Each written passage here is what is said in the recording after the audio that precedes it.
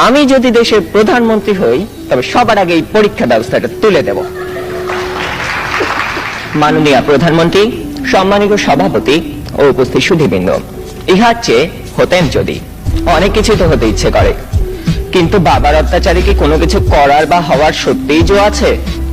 এই তো কদিন আগে বাসার সবাই মিলে নাটক দেখতে বসেছে, আমিও পরিবেশের গন্ধ শুকে আস্তে আস্তে এগোচ্ছি কোন রকমের দর্শকের সাহিত্যে জায়গা দখল করার জন্য।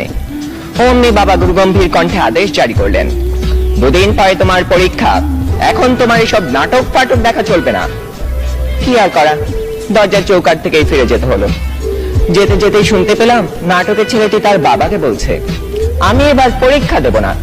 ইস, আমি যদি এমন করে বলতে পারতাম, এই নাটকের ছেলেটির মতো হতাম। কিন্তু এ তো শুধু নাটকেই সম্ভব। আবার স্কুলের কথাই ধরুন না কেন, সব সময় পরীক্ষা লেগেই আছে।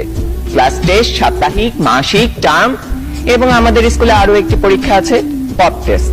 অর্থাৎ বলা নেই কওয়া নেই, স্যার ম্যাডাম ক্লাসে এসে দুম করে বললেন, তোমাদের পরীক্ষা নেব। কি জ্বালা, এমনিতেই পরীক্ষার ভয় বাঁচি না, তা আবার এই পপ টেস্টের ভয় রাত দিন কাঁটা হয়ে থাকতে হয়। জনান্তিকে বলে রাখি, আমি যদি দেশের প্রধানমন্ত্রী হই তবে সবার আগে এই পরীক্ষা ব্যবস্থাটা তুলে দেব। এরই মধ্যে একজন বন্ধু ইশারা করলো, এনেছি। বুঝতে পারলাম গতকাল তাকে হুমায়ুন আহমেদের বোতল ভূত বইটা আনতে বলেছিলাম। কোন রকমে পরীক্ষা শেষ করে উঠে গেলাম লাস্ট বেঞ্চে, দুজনে মিলে মজা করে পড়তে শুরু করে দিলাম।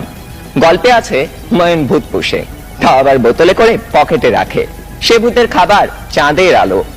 ক্লাসের একজন যখন একথা বলে দিল, তখন অঙ্ক স্যার বোতলটা নিয়ে ভূতটাকে এক ঢোকে পেটের ভিতর চালান করে দিলেন। অমনি স্যারের পেটের ভিতর গুড়গুড় শব্দ উঠতে শুরু করলো, আর তিনি হেঁচকি তুলতে লাগলেন।